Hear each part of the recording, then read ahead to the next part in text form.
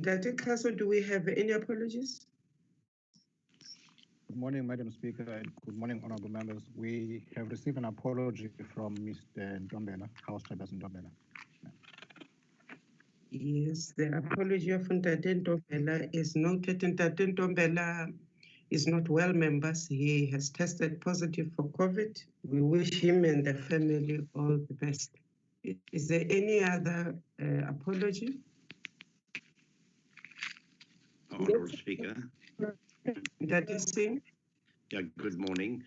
Since you're speaking about Baban Ntombela, we want to wish him well, but I also received news that Al Jamali, the Honourable Hendricks, was also unwell and tested positive. Well, members, he has tested Thank you. positive for COVID. Yes, we did. He and his wife has tested positive. We actually sent the messages on your whole behalf yesterday. And I must apologize for taking your name without consulting you, but I thought all of us would want to wish the couple well.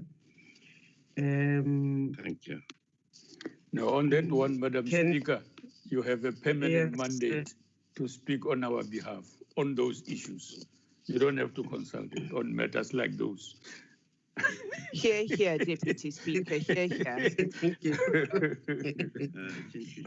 Okay, members, do we have any other apology? Chief Whip of the majority, your mouth looks like you want to talk. Okay, members, do we have any other? Yeah, please take the Chief Whip of the majority, your mouth looks like you the apology for Deputy Chief Whip, she's not well. She has been booked off until the 20th of November. She's really going through a tough time. Very much. That is noted. I actually thought when I saw her last week that she was very brave, but we grant her that space to heal both physically and emotionally. Is there any other apology, honorable members? Madam Speaker. Yes, ma'am. Madam Speaker, I wonder if you would do us this favor. I think that it's time that Doris feels the love and affection that we all have for her as her family. And when you and the chief whip of the ANC deem it correct and it's safe for us to do, even if we do it from a distance, may I suggest that we go and pay our respects to her personally, because I think that she's going through the worst hell anyone could go through. And I think that if she even sees us in her garden and knows that we are with her and that we are thinking of her, it will help her heal. But we will take your lead and the lead, of course, of the Chief Whip. But when you deem ready, I think that we need to go and show her support and love, please. Thank you very much. Chief Whip, I think we should follow up on this. And I'm personally very, very grateful that there is a, sometimes when we are in the flow of the house, people hardly see us as human towards each other. And this is very touching, Memazoni. I think I must thank you for that. We will take you up on that and all the other parties. Honorable members, can we proceed? Speaker, Swatha, just to support the sentiments that have just been expressed from our view as well, our thoughts and prayers are with everyone that is ill, and particularly the Deputy Chief Whip, and I fully support what the Chief Whip of the DA has just said. Please, if that can be arranged at a suitable and convenient time, we will also avail ourselves. Thank you so much, Speaker. Thank you very much, sir. And that day, Imam Sheikh, it is good to see you. Thank you very much, Honorable Speaker. If we have no further apologies, honorable members, can we move on to item number 2 and consider this agenda? Is there anybody calling for any changes or adoption? Speaker Natasha calls for the adoption. Thank you, Mayor Mazoni. Is there a seconder to this? Sheikh Imam, Chair. Thank you. Sheikh Imam, thank you very much. We then move on to item number 3, the minutes of the 15th of October. Honorable members, have you seen the minutes, gone through them? Can I ask you for any corrections on the first page?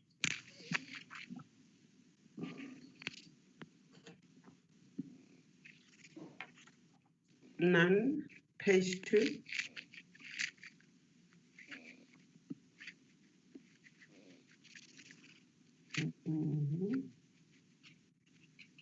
And page 3.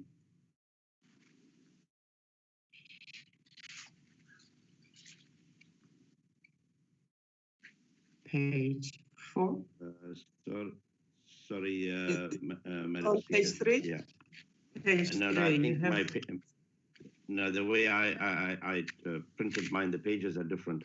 But the item with regard to the appointment of the Secretary to Parliament, that paragraph, I don't know which page that is. Oh yeah, it's the one on yes, that's the one there. With regard to the appointment, Secretary, the Speaker indicated that a multi-party panel would be established, not conducted. With regard to the appointment, yes. Yeah. Regard and added the regard to the appointment would be established. Yes. Thank you very much for that. Can we safely proceed to page 4 then? Yeah. Page 4.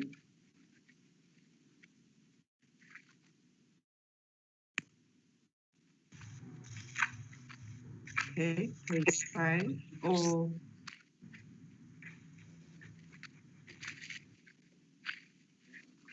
page 5. And page 6.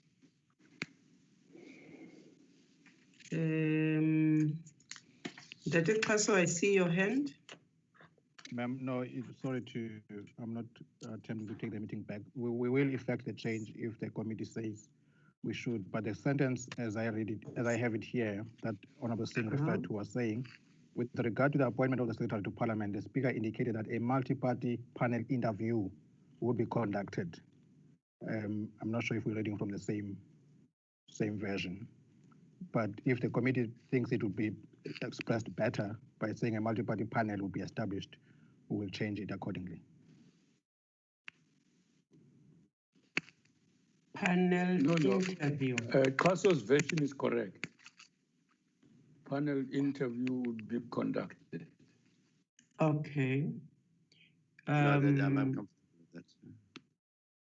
Are you fine with the correction of your correction, Tatisi?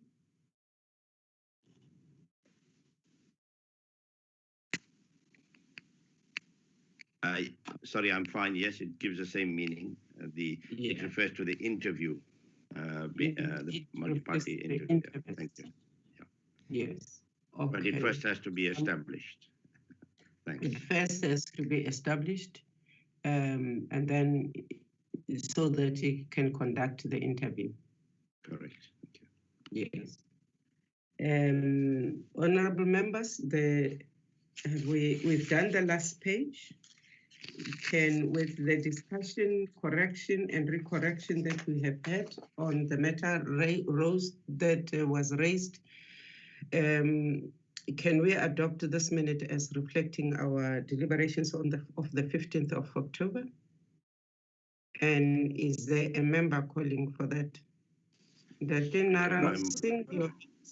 Speaker, I move for the adoption of the minutes. Thank you. Thank you very much. A seconder?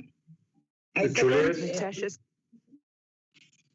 Okay. Mayor Natasha has seconded. We move on to item number 4 is matters arising.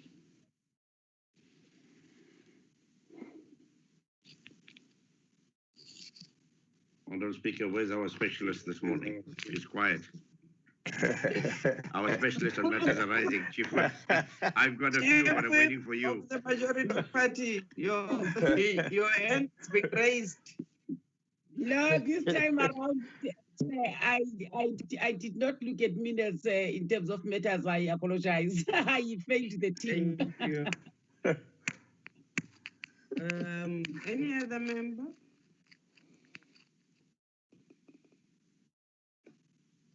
Honorable Speaker, Interesting.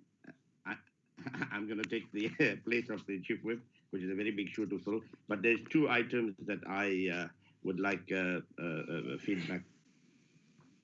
Lock-up venue for the, is that going to be ready? Because we were receiving reports yesterday and the day before from the ASTP about the lock-up venues. And then also the impact of the delayed MTBPS on committees. Because I see we've shifted our end date to the 4th of December. So just what impact will it have on committees? Thank you. Thank you. Those are the only two matters arising. And I think also Speaker, Honorable Speaker. Ma'am Kalipi, you have the floor. Yes, Speaker, I just want to get, I don't know if it's a message arising because it's on the minute about the point that I raised last week, and that also responded about the joint sitting that will take place in terms of the programming regards to the issue of elections that is taking place next year, and I asked to be programmed in order for the parties to have ample time to know how to plan going forward for 2021 local elections. If you can get an update in terms of the joint programming committee that Mr. Kaso talks about, if the matter is also getting a satisfactory attention in order for us as political parties to have at least a sense of when are we going to break for the recess. Thank you, Speaker. Thank you. I have Ntate Frolik and Memente. Good morning, Honorable Speaker and Honorable Members. In terms of the question raised by the Honorable Singh, Madam Speaker, on the impact on committees of the MTBPS taking place next week, the necessary adjustments to the timeframes have been made for committees, but Advocate Tau will deal with it comprehensively when he submits the committee report. Thank you. Thank you very much. Memente. Thank you, Speaker. It's on point 6 in terms of the bill, 3 bills in front, the ones that are being dealt with by Justice Committee. I don't know if the matter would fit here on matters arising or during the committee section presentation, but there is a problem with the process itself, which they are undertaking about the public participation and oral presentations to the committee. I don't know if should I raise it here, Speaker, now or during the committee. Raise it when we get to the bills, Honorable Mente. Let's raise it when we get to the bills. Okay. It might be more appropriate, yeah. Ndate Kaso, there is a response from Ndate Frolik on the impact, but there is an issue which has not been attended to on the lock-up venues. Kaso, do you know anything that? Madam Speaker, Acting Secretary will respond to the matter of the venues. I would like to respond to the matter of the JPC, Joint Program Committee. A date will be announced, honorable members, because it is a joint committee. There has to be a consultation with the NCOP in terms of when this committee could take place. So we will announce a date in due course once the two offices have found a date that is suitable for both houses. But ASTP will respond to the issue of the venues. Thank you, ma'am. The venues. ASTP. Good morning, Speaker and honorable members. Yes, indeed. I did receive a request from National Treasury. They only are going to have a lockup for the media and members of parliament who will be on the precinct. We still have to confirm if they are going to need any virtual link up, but they use committee room 1 normally and committee room 2 in 120 Plain Street. And these are at the Imbizo Center. We don't know if they will use 100 Plain Street at all, because that's they normally use when there's more public. This will be confirmed by the end of this week, Speaker, with DG Dondo. Thank you, Speaker. I'm getting a little bit confused. We spoke about 2 lockups, but you are saying that they are only talking about 1. They're talking about 2, Speaker, Committee Room 1 and 2 in 120 Plain Street at the Imbizo Center, and 100 Plain offices. This is our committee room in 100 Plain. There are 2, Speaker. What they have to confirm is the size of the people, because they will not be, as normally they would invite people in finance, members of parliament are separate and the journalists are separate. That is going to happen. Okay, so for our own sanity, we can say that we can confirm that the lockup for members of parliament is confirmed, a venue is available and clear. Yes, Speaker, correct. And then what they also have asked for is our wellness team must work with their COVID compliance officer, which we are doing. Thank you very much. Untitled Singh, I see your hand.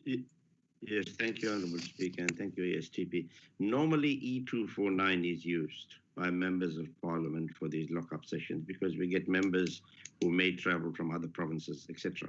Now, I don't know where we've never used Committee Room 1 as members of Parliament. So I think ASTP needs to follow this up, in the next few days, because it's not a National Treasury requirement, it's Parliament's requirement. Thank you. Thank you very much. I think the instruction is clear, Mechawa. Follow up on this. Let's make sure that everything is in order. We'll do so. Is there another matter, honourable members? On that, Imam Sheikh, is your hand up? Yes, Chair. Yes, Speaker. Thank you very much. I want to concur with what Honourable Singh said, Chair. Speaker, the Committee Room 1 and 2, given the size of the number of people that attend the medium-term budget policy, it's going to be quite a serious problem. I'm not sure whether those committee rooms are going to be able to accommodate, Honourable Speaker, given the size of those committees, because we have repeat meetings there all the time, and I can tell you, I think there will be major challenges in using those particular venues. Thank you. No, your point is taken, sir. Due consideration must be taken, and may ASTP please bring on it so that we can all get the reassurance that we're not going to have unpleasant surprises on the day. Is there any other matter? Just to confirm, Madam Speaker. Yes, yes. Just to confirm that we've been receiving requests, I've been confirming that we still do not accept members in the gallery so far. Or am I misdirected on that point? People who want to come and hear in the gallery and so on. I expect that we have not yet allowed people in the galleries.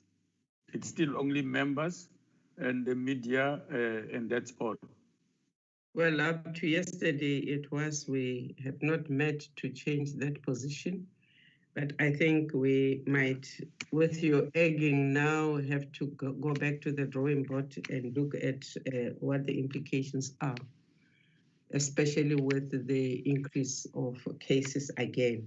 But let us consider it and give assurance so that we can all agree on a position to take. Yeah. Members, is there any other matter on matters arising? None. I then take it that we can proceed to item number 5. Committee section, you have the floor. Good morning, Madam Speaker, honorable members and colleagues. The presentation will start on slide number 6. On this slide, Madam Speaker, honorable members, it is the ad hoc committee on section 25. The committee is having interviews, not interviews, my apology, public hearings two groups. Group A is in Limpopo from the 22nd up to the 25th of October. On this slide, we are indicating the places that the public hearings will be held. Group B is in Northern Cape from the 23rd of October up to the 25th. We are also showing the places the public hearings are being held in Northern Cape. And on this slide, we're also showing that from the 30th up to the 31st, the two groups will be in Western Cape. And we are also indicating the places that two groups will be having public hearings. And then on the 19th of November, the committee is planning deliberations with the aim to finish on the 24th of November. Slide number 7 is the next update, is with regard to the budget instruments. This responds to the implications of the tabling of MTBPS next week. We are now going to, on this slide, Madam Speaker, we are showing the days on which each budget instrument is going to be finalized. The Standing Committee on Finance will finalize the revised fiscal framework on the 10th of November. The Standing Committee on Appropriations will finalize the Division of Revenue Amendment Bill on the 17th of November. And the Standing Committee on Appropriations will finalize the Adjustment Appropriation Bill on the 1st of December, and also finalize the proposed allocations for 2021-2022, which is the MTBPS report, on the same day. And the Standing Committee on Finance will finalize the following bills: Tax Laws Amendment Bill, Tax Laws Administration Bill, Rates and Monetary Amounts Bill on the 11th of November. Madam Speaker, slides number 8, 9, 10, 11 provide full details on how each budget instrument will be processed. I will go to slide number 17 with your permission, Madam Speaker, for the next update. Now, on this slide, it is the International Crimes Bill before PC on Justice and Correctional Services. The committee has indicated the reason for delay in processing the bill, that priority has been given to BRRR processes, gender-based violence-related legislations, and statutory amendments before the committee. On slide number 18, it is State Liability Amendment Bill before PC on Justice and Correctional Services. The committee is also giving the same reason for delay in processing the bill. The next update is on slide number 21. That is Criminal Law, Sexual Offences and Related Matters Amendment Bill before PC on Justice and Correctional Services. The committee has started with the public hearings that will end tomorrow on the 23rd of October. The next update is on slide number 23. That is Domestic Violence Amendment Bill before PC on Justice and Correctional Services. The committee had public hearings on the 20th of October. The other dates have not been changed. The next update, Madam Speaker, is on slide number 24. It is the Civil Aviation Amendment Bill before PC on Transport. The committee had requested the Assembly to grant permission to amend provisions, other provisions of the Principal Act, and that request has been granted. The next update is on slide number 29. On this slide, Madam Speaker, it is upgrading of Land Tenure Amendment Bill before PC on Agriculture, Land Reform and Rural Development. The committee had deliberations on the 20th of October, and the committee is planning to further consider and adopt the B version of the bill on the 27th of October. The next update is on slide number 31.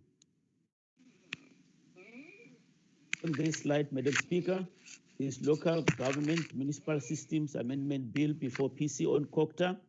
The committee is having further deliberations on the 23rd of October. The next update is on slide number 36. It is Economic Regulation of Transport Bill before PC on transport. Public hearings are scheduled for the 20th, 21st, 23rd, and 27th of October, and then deliberations on the 10th, 11th, and 17th of November. The next update is on slide number 38.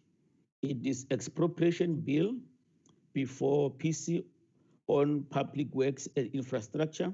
The committee is planning briefings on the 27th. The next update is on slide number 41, Madam Speaker.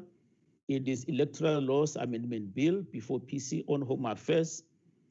The committee has issued advice that with the closing date on the 30th of October, and on the 23rd, the committee will receive legal opinion on the inclusion of the essential service management, which the IEC wanted to add. The next update is on slide number 47, Madam Speaker. On this slide, it is the statutory appointment before PC on Justice and Correctional Services, that is Information Regulator. The committee has finalized the matter on the 20th. The next update is on slide number 50, Madam Speaker. It is also statutory appointment before PC on Social Development, that is the Central Drug Authority.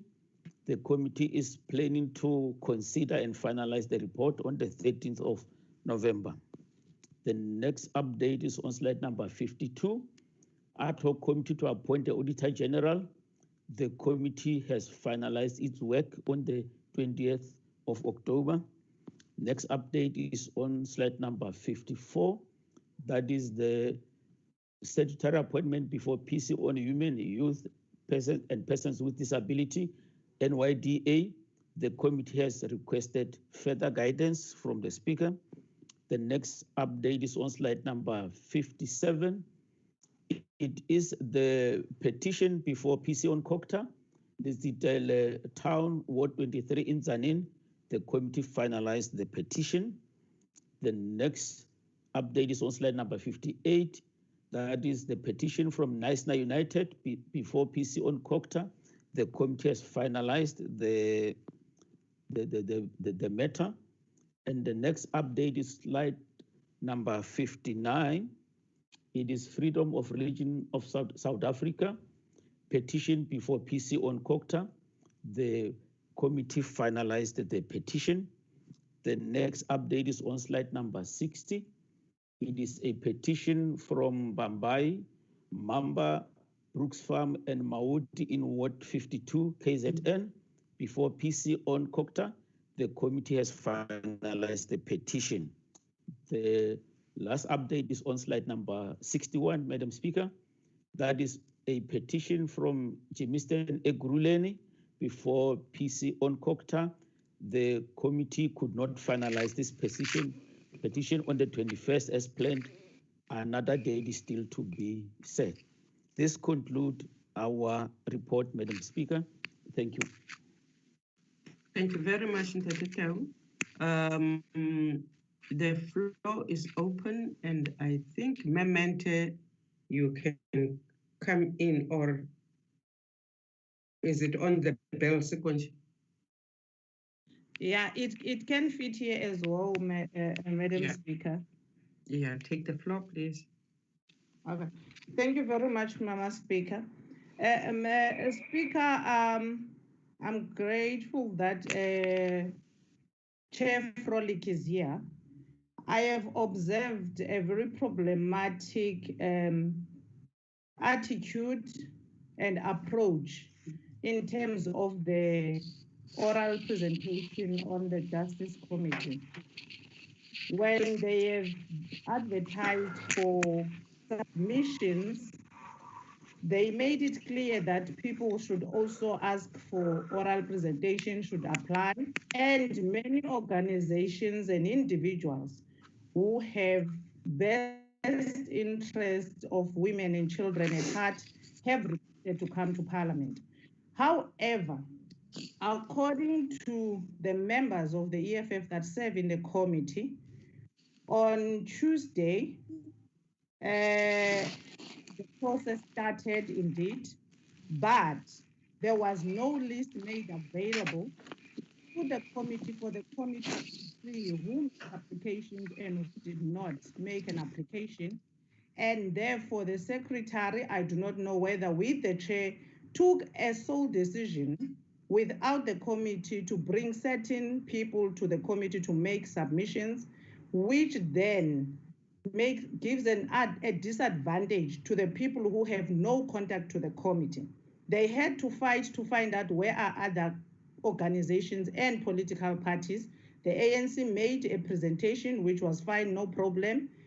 We as EFF have already asked to make an oral representation, as well as individuals that we knew of and some of the organizations.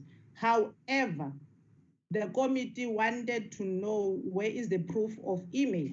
So it looks like, Speaker, the people who are in charge of the process and who are supposed to be going through the emails did not do it, or they did it because there is an existing list of certain organizations and individuals that are coming to the committee. However, not everyone who have applied to come and make those oral presentations to the committee. So the process in itself was not agreed upon by the committee itself, but it was a list that came and became imposed by the secretary and the chair of the committee to the committee, which I'm not happy about, because many other organizations who do not have a person in parliament who can speak for them will then not have an opportunity to come. If the committee deems it fit that they will select a few, there's no problem, like it happened with the Section 25, because there were a lot of people who wanted to come and make oral presentations. However, a committee selected a few. That was not a problem. But in this case, the committee was not made aware of who applied and who did not apply.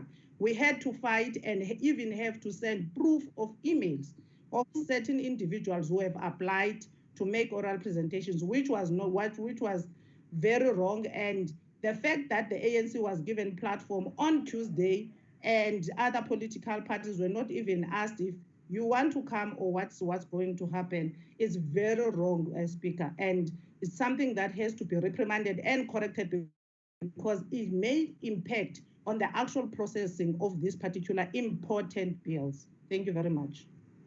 Thank you, ma'am. Frolik, I hope you are standing ready to respond, but I'm going to go to Ntate Naran Singh and Ma'am Kalipi. Those are the hands I can see. I can also see the hand of the Deputy Speaker. Thank you very much, Honorable. Thank you, Honorable Speaker. Mine is a different matter, but I will raise it now. Just on the question of the Section 25, I think for the records, I saw on the slide there, it said reporting deadline 31 March 2020. We would need to update that, put amended reporting deadline. And secondly, I'd like to know the nexus between the Section 25 process and the expropriation bill. What is the nexus? What comes first? And the last question query, the petition from Ward 52. I didn't see the name of a sponsor. Usually you have the name of the Member of Parliament that sponsors the particular petition. Thank you. Thank you. Ma'am Khalib.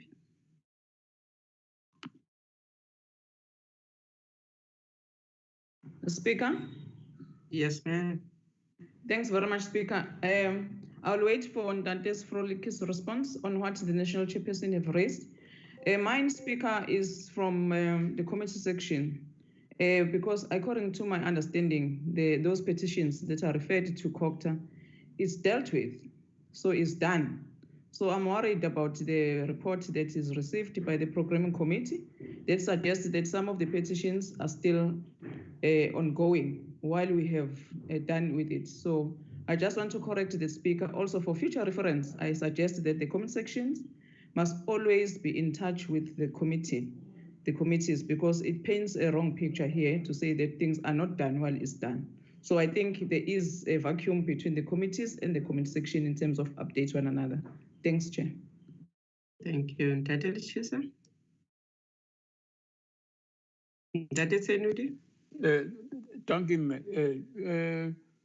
The Ndate Tau, in his presentation, there's a section that I want to ascertain whether it is accurate. When he speaks about the Central Drug Authority by the Department of Social Development, the date there is 2018. Can he explain that? Okay. I was also, in addition, Madam Speaker, just to comment on the issues that are raised by Mende, that there are important procedural issues in the management of matters as they come to the committee and so on. Dr. Frolik, until the last time I checked, is a fairly open democratic fellow who wouldn't resist solving those matters so that they don't have to come to the programming committee unless they have not been resolved. It's a matter that appears to me like we can deal with it outside of the programming meeting because of its nature, so that we deal with it only if it has not been resolved in the programming matter, for example. Even then, I would imagine that I'm beginning to feel that perhaps the programming committee is taking more time discussing issues that we can also resolve fairly quickly in other outside of the meeting of the programming committee. That's the overall principle I am suggesting, that we retain it to really managing programming issues as often as we can, stick to them as possible. Yeah, I just wanted to make that comment here. Yeah, no, thank you very much. Dr. Frolik, must I give you the space? Chair, thank you. Speaker.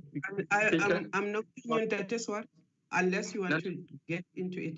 If I can just comment from, I understand Ms. Mente's concerns, and it was raised in the Justice Committee, but it's very important to note as well that whilst I'm not commenting on the process of who was decided who should speak, but the chairperson did yesterday acknowledge the EFF's request and said they will be slotted in to make a submission. So just on that side, that was decided by the committee yesterday. But as far as the process is concerned, I understand the EFF's concerned as to who was decided who should be. But I think to agree that these are matters that maybe shouldn't be voiced on the programming committee, although the EFF was concerned, and maybe other parties as well, as to why there was a decision taken to allow one party to make a submission when others had also asked. But on behalf of the chairperson, we did decide that the EFF will be given the opportunity to make an oral submission. Thank you. Thank you very much. I was going to ask Ndate to take the floor. I see there are still hands. Mente, are you wanting to speak before Ndate Frolik? Because I see your hand is up. Yes, Mama, I want to correct something. I think the way in which Ndate Tsinoli and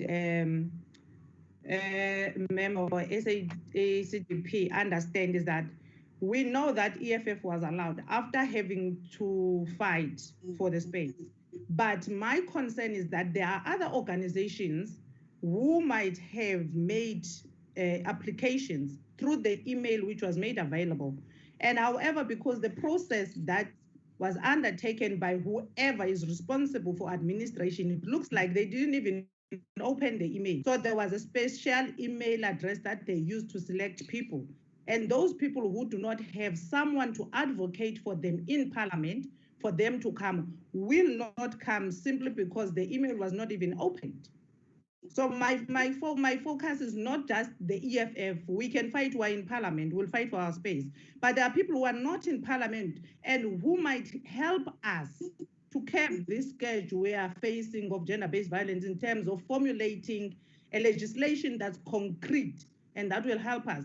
But those people will not have space because it looks like administration didn't do its job. Thank you, Mama. I get your point. Ndate Frolik? No, thank you, Honourable Speaker, and thank you for the members who raised concern. Of course, it is very helpful that as these processes unfold, that the Chief Whips or Whips just call me or send me a message so that we can correct it if it needs to be corrected immediately.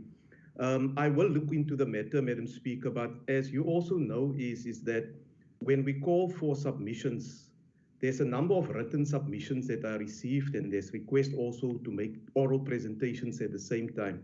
And it's ultimately the call of the committee to decide. It cannot be the committee secretary that decide who will come.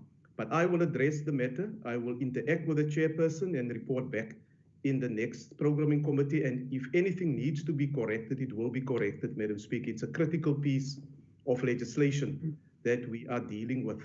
Secondly, in terms of COCTA, Advocate Tau can only report on the information that is received from the committee secretary. If he doesn't receive the information from the committee secretary, he cannot include it in the report that is there. And we do have a quality assurance process before the report gets distributed, Madam Speaker, to members of the NAPC, where we meet on a Wednesday afternoon. We go tediously through each and every issue and matter that is there so that the correct information indeed is conveyed to the National Assembly Programming Committee. The Committee on COCTA is extremely busy, and it's a very hard-working committee, and they need to be congratulated for the oversight role that they actively play. However, Madam Speaker, we have realized that they do require additional secretarial support, and the necessary processes are underway. If the appointment hasn't been done for another secretary to be appointed to that committee, and it's possible that the current secretary is a little bit overwhelmed at the moment with the number or with the issues that they are dealing with and the number of reports that they need to process. But we will also look into that, Madam Speaker, and we will correct it if any corrections need to be done. Thank you very much. Thank you very much. I think that we should once and for all, ASTP, I hope you're listening. We speak ad nauseum about the fact that Parliament is about supporting the public representatives to do their work. The administration does not take decisions on our behalf. They are enablers of the public representatives. And I'm very happy in Tate Frolik you have emphasized that, because it is a decision. If the public hearings are of such a size that that they might actually overwhelm a few people, committees are enabled to actually form a kind of a sifting committee amongst themselves so that the process is never under question.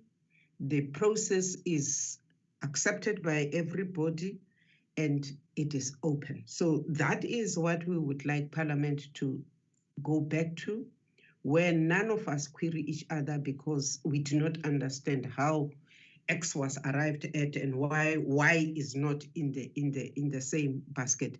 We cannot afford any. It doesn't matter how a little action we might put value on. That small little action we get involved in must be open, must be fair to everybody. If you give space to one party, you will have to give space to all parties.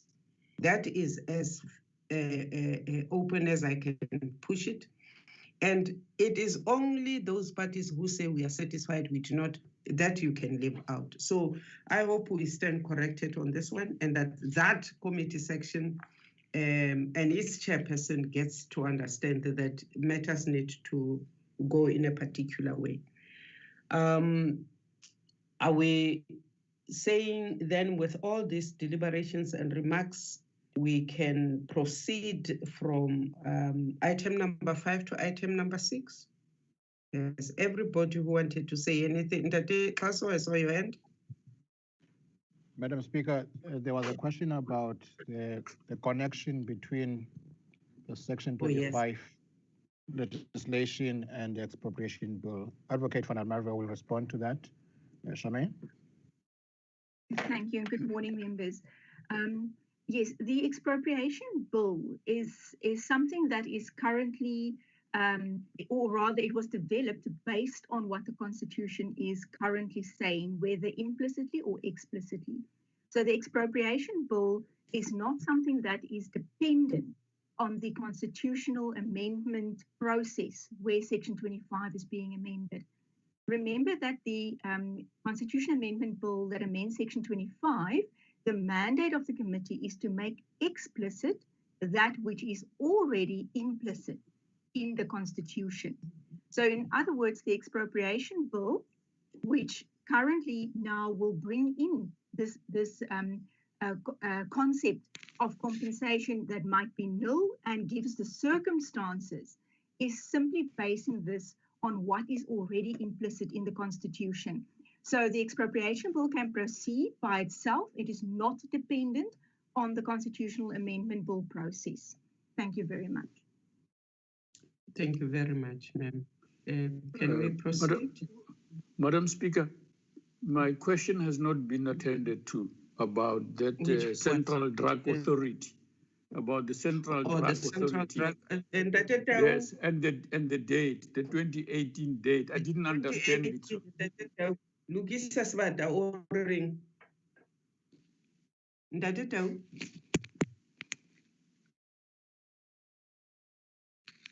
Thank you, Madam Speaker.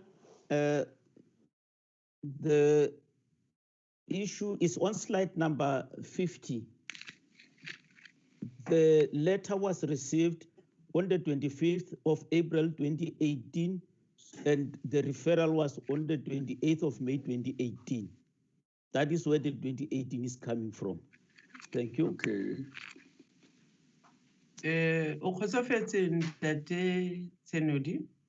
Can we move? Okay. No, it's all right. Okay. Sure. All right. Okay. May I invite the Bill's office, please? Thank you, Madam Speaker. I would like, with your permission, to update the committee on the legislative program submitted to you on 30 June. There was, in the minutes of the Programming Committee meeting on 23 July, there was a concern expressed that not many of the bills on that list have found their way to Parliament at that point. The situation has changed a bit now for the better. 3 months later, the picture is different. On page 3 of the report on bills before Parliament, I referred to briefly to that legislative program. 9 bills have now been introduced, and this includes the Criminal Matters Bill, Domestic Violence, Sexual Offences, Cannabis for Private Purposes, Children's Amendment Bill, Social Assistance, Electoral Laws, Expropriation, and Financial Sector Laws. 5 bills have been passed. The Division of Revenue Amendment Bill, Adjustments Appropriation Bill, the 2 Disaster Management Tax Relief Bills, and the Judicial Matters Amendment Bill. Another 7 bills have been certified with a view to introduction. The 5 money and tax bills to be introduced next Wednesday, as well as the fundraising bill and the agricultural produce agents bill. So 21 of the 37 bills on the list are now in play, so to speak. The list also indicated 6 bills that were 2020 priorities. 5 of the 6 have been introduced and are before committees. The one remaining one must still go to cabinet. I think it's a tobacco and electronic systems delivery bill. Lastly, Madam Speaker, another concern was expressed about the Judicial Matters Amendment Bill that carried a constitutional court deadline. The bill was passed on 3 September and we submitted it to the presidency for assent on 4 September. The constitutional court deadline expires today, and I've learned overnight that the president has indeed assented to the bill, and I guess that we will make that announcement. I'm saying that the Judicial Matters Amendment... Please repeat yourself on that. Madam Speaker, I'm saying the Judicial Matters Amendment Bill. I've learned overnight that the bill has been assented to by the President, and we'll do the announcement in the ATC either today or tomorrow. Thank you very much. Thank you. And Mr. Bell? Members, the floor is open.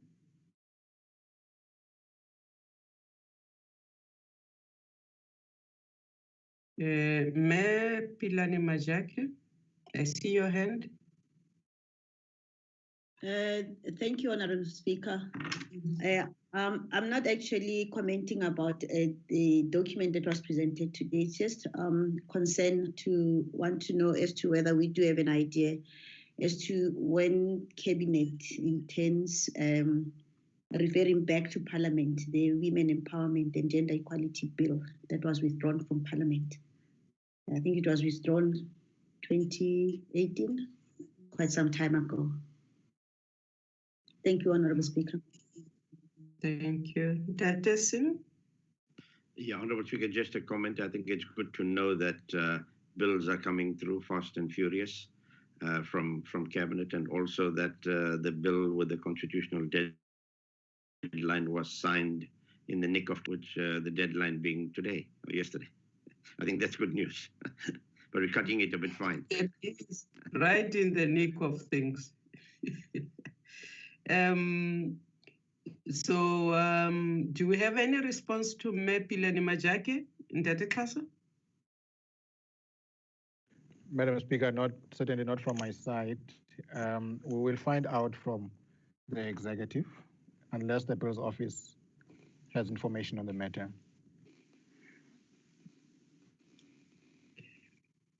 And that Bill, you don't have any information, I suppose, but we can find out if you don't. Mayor Majake, we can just say to you that we will definitely go back, find out what happened, and be able to respond to you. Honorable members, if there are no other comments, I take it that we are done with item number 6, and we can then proceed to the draft program. Mayor Majake, you've got the floor. Thanks, Honorable Speaker. The program is flighted. We are now on week 30 of our fourth term. The fourth term that runs from the 6th of October to the it's no longer 27th of November, it's now, because of the adjustments that have been made by change of dates of the medium-term budget statements. The dates have actually changed to 4th of December now. As being on week number 30 today, being Thursday, the 22nd of October, we have programming committee meeting at 10 o'clock. We'll have caucus by political parties at 14 hours up to 17 hours. We've got plenary with continuation of hybrid system. The main business of the day will be questions to the Deputy President. Friday, the 23rd of October, which is tomorrow, between 9 and 12 hours, there will be a PGIR task team on policy review, and committees will be running concurrently. The week to follow is week number 31, Monday, the 26th of October, being Constituency Day. Tuesday, the 27th of October, between 10 and 12:45 is committees at 14 hours. We have plenary for business as listed. To note is that there will be consideration of the ad hoc committee on appointment of Auditor General or nomination of the Auditor General. The report will actually be tabled. Wednesday, the 28th October, between 9 and 12:45 is committees. At 10 o'clock, it's Chief Whip's Forum. At 14 hours, up to 15 hours, we will have the medium-term budget policy statement presented in Parliament, in the National Assembly. Thursday, the 29th of October at 8:30 is programming committee meeting. At 10 o'clock, up to 13 hours, it's multi-party women's caucus. At 14 hours, up to 17 hours, we have plenary.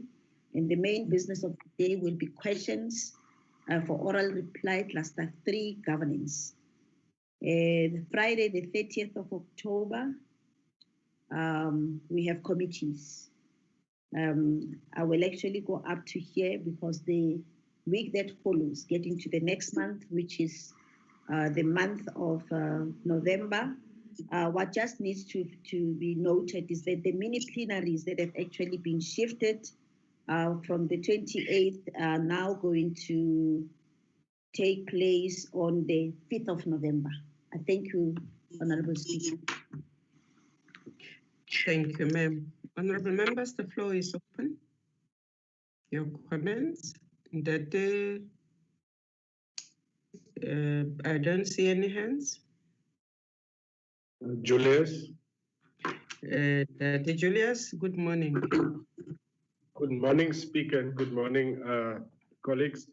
Madam Speaker, yesterday in the Chief Whips Forum, I discussed the matter. I just want clarity on that, and just to maybe formalize it in the programming committee, that for this term, there will be no motions for members in the House, and I'm referring now to condolences motions, motions without notice and notice of motions in the House. And I think it is, you would agree that it is actually very important for members to messages from ordinary South Africans. We do have other motions that I see is actually taking place from parties and other members to be debated, but I'm not referring to that. I'm referring to the other motions now. So my proposal is, and I would humbly request this committee to consider it on Tuesday, the 10th of November, and Tuesday, the 24th of November, that we consider having these motions put on the program so that members can air their views from ordinary South Africans. If we cannot have it on both days, I would be happy to have it on one day at least, either the 10th of November or the 24th of November. These days, we will only deal preliminarily now. I don't know what will happen, but we will deal with legislation and committee reports that I think should give us enough time to deal with motions. Thank you, Speaker. Thank you very much. Ntatesin? Thank you, Honourable Speaker. Just to follow up on Honourable Julius, I think I might have missed that yesterday, but if we're looking at motions, then, there are notices of motion, there are motions without notice, there are member statements, and perhaps we need to have a fuller discussion on this matter. But I just wanted to know Friday, 20th November, which Honourable Majaka didn't go to, and I can understand why. We've got National Men's Parliament there, 9 to 15, and then we've got DORA now because of the change in the budget. So what are we going to be doing on that to the National Men's Parliament on that day? Thank you. Thank you very much. Dade Castle? Madam Speaker, just on 3 issues. The matter of the notices of motion and motions without notice. I am aware that the programming whip has considered the 10th of November to propose that for notices of motion. In relation to the Men's Parliament, the matter will have to be discussed with the presiding officers because it's definitely being affected now by the scheduling of the Division of Revenue Bill. So that matter will have to be discussed and an alternative date might have to be found. It affects both houses. And thirdly, Madam Speaker, I would like to inform the committee that the Speaker has received a request from the Minister of Public Works and Infrastructure for a ministerial statement on the implementation of the infrastructure plan. The matter is being considered by the Speaker, and in due course, the Speaker will indicate the preferred date for the statement. Thank you, Madam Speaker. Thank you very much. Honorable members, is the Ndate Julius, at least one of your dates is being considered. We would still come back to you after conferring with the other house. Ndate sing on the men's Ndate Imam Sheikh. Yeah. Thank you, Honorable Speaker. Honorable Speaker, my observation over the last 6 years is that smaller political parties seem to be disadvantaged when it comes to particularly the matter of notices of motion and things. And I would want to humbly request that this committee considers that maybe once or twice in a year, that smaller parties are given an opportunity, even if a few political parties can have their sub-motions done on a particular day, a day set aside or an afternoon set aside for smaller parties. Because what actually happens now, over 2 years or 3 years, you'll find that smaller parties may not even have an opportunity to bring about a notice of motion, Honorable Speaker. So I want to humbly request that we consider that so that the smaller parties also have the opportunity of serving the constituents that they serve. Thank you. Thank you very much. There is a recommendation on the table. I think that we should not discuss it now, but we should bear in mind that there are constituencies out there. Doesn't matter the size. So I am quite sympathetic that we have a discussion at some point on the accommodation in whatever form. That we have enough space for us to ventilate on this matter, but to finally reach a kind of position what to do into the future. Honorable members, is there any other matter on the program, Mema Jake, that you wish to raise? And Ndate Julius, take the floor before Mema Jake. Thank you, Speaker. Sorry, man, I cannot raise my hand from my phone on Teams. I apologize for that. But Madam Speaker, yesterday also in the Chief Whip's Forum, it was said that we will get a report or decision once you have finalized it on a ministerial statement. And I just need to inquire about that. How far are we? Will we get it next week or is it already done? I don't know. They didn't say what ministerial statement it is, but they said that NAPC might take a decision today on the ministerial statement coming up. Thank you. Okay. Mema Jackie.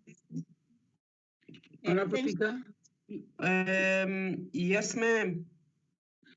The matter that Honorable Julius is referring to has been reported to by Honorable by Mr. Tasso that there is an application and a request from Minister Delile to come and make ministerial statement, and that has been covered. Thank you. Yes, that is the matter that we must finalize a date on. Member Jackie? Thanks, Honorable Speaker. There isn't really much to on and to say that the issue of notices of motion and motions without notices is being attended to. And of course, the latter one that the Chief Whip just spoke about, a decision still needs to be made on it in consultation. Thank you, Honorable. Thank you. Honorable members, that means that we are now at item number 8. Does any member have an announcement to make? None. I just want to say that Deputy Speaker, and I thought I had Mayor Mazzoni.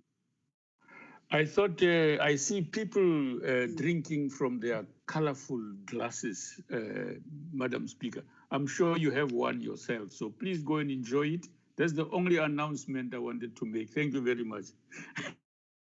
Well, it's tea. That's Speaker, the color of the mark. Yes, yes, I need permission. I need permission to talk. It's me. Yes, Metawa. I want to come back on. Thank you so much. I don't know what happened to my hand, raising a hand. I'm sorry to be a bit unlucky. I'm sorry. Please take. I do want to bring. I'm also noting you. I want to bring members up to speed on the lockup. Last night, Treasury issued a media release. We're going to have to raise this with them. They have said that they only have limited lockup for journalists, the PGA in Parliament, and they have lockup again for journalists, about 40 in Pretoria.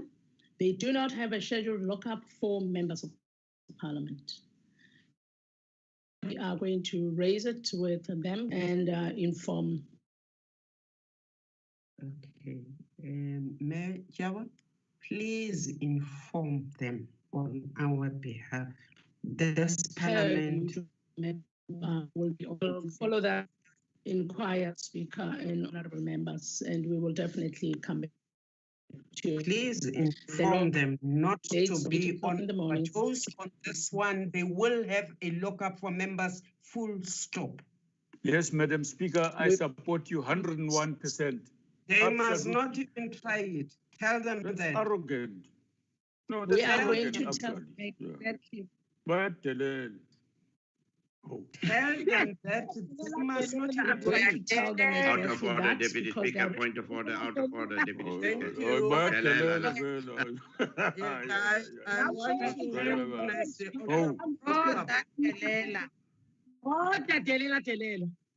This is not your own house. Throw that Telela, Deputy Speaker. Honorable Papo. Speaker, I just wanted to raise an issue. It might be on a serious or lighter note. I think somebody had their mic on and they were kept on yawning, and it was audible on the system. Honorable members, please don't yawn onto the system. Madam Speaker, you know, we want to caution members not to yawn on the system. Yeah. No matter it's wise not to pimp yourself. Yeah. Honorable Sheikh Imam, I don't know if you want to say something before we. Yes. Thank you, Honorable Speaker. Honorable Speaker, the Minister, Dr. Mkhize, based on the evidence before us, has been repeatedly calling for us to apply restraint, particularly in terms of the COVID-19. There's been a 42% increase in the last 7 days in the Western Cape and about 10% countrywide. And it seems like that the second wave is about to hit us. And I just want to plead to all my colleagues here that we need to take the necessary measures and make sure that we speak to our people on the ground, and particularly our parliamentary staff and things, and take all the necessary measures to try and mitigate, because it seems like that we are now heading for another increase in infections in the country. They are increasing at a rate of about 2,000 every day. Thank you. Thank you very much for that. Ntate Singh, your hand is up. Thank you, Honorable Chair. Thank you very much for covering for us and for those very strong statements on National Treasury. I think it's important that Parliament, asserts itself. I allow the little issue, but anyway, Honorable Deputy Speaker, point of order on you. Thank you. Thank you very much. Indeed, just a point. And yes, Memazoni, and I had heard your voice earlier on. Please take the floor. Honourable Speaker, just two things. Honourable Speaker, the DA had 2 members sworn in, and the Deputy Speaker did the swearing in online. I would just like to take this opportunity on behalf of the party to thank him for making an online swearing in especially memorable and just as important and just as ceremonial as an actual swearing in was. So I'd like to thank the Deputy Speaker for making my two members feel very special when they were sworn in. And then to all the members of Parliament who spoke in the memorial of our member yesterday, I would like to, on behalf of the DA, say a very special thank you for the incredibly kind words you gave both myself and all my colleagues in the Democratic Alliance. Much comfort in your words, and I thought that everything that you said yesterday was incredibly kind. And then, Speaker, if I may, I also suggest that the Honourable Sheikh remain safe and stay at home during this COVID period. Thank you, Speaker. Thank you very much. But just on that, I think we really should hit that, members. It concerns me a little bit when members in the House move the designated spots closer to each other, because there is a deliberate move, intention to separate and create as much safety within the House as possible. So I think we should be talking to ourselves on that, and we should continuously be on guard, because it is beginning to increase again. Those of us with comorbidities will take extra care to make sure that we don't deliberately endanger our lives and our families' lives. But I just want to wish us all carefulness. Please stay safe and look after yourselves. And hopefully, we must witness the end of this thing that is attacking all of us. Honorable members, I don't have any other announcement, but to just say that we do need to raise the bottle that Mem Kalipe is raising more often, that is pure water, and not the other colorful bottles that Ntateli Chisa thought we were raising Nali. Linda De Julius, we are drinking hot tea that they are saying it is also good for fighting COVID. So please be safe, honorable members, and this meeting is now closed. Thank you, Speaker. No, thank you very much, Madam Speaker.